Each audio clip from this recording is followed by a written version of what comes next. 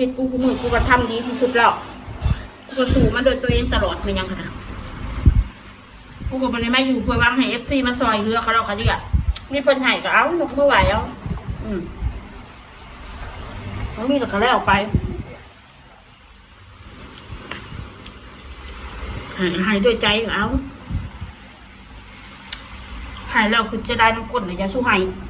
จำไว้ไม่ต้องให้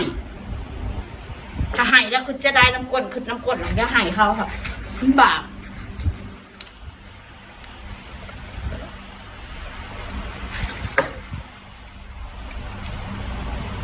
ใครจะมีจิต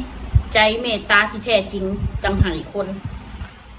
ไม่ว่าเงิน100เงิน200 300ก็ตาม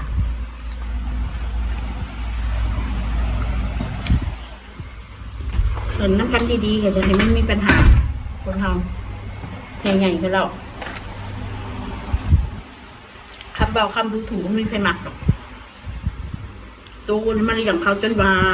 สิมาคุมแรงคุมง่ายเขาปานนั่นเราสิมีสิทธิ์มีอำนาจมาว่าให้เขาก็เราก็เรียกเรานั่งก็คิดบ้างแต่พอแต่แม่กูไปว่าถึงปานนี้ได้บอกมัน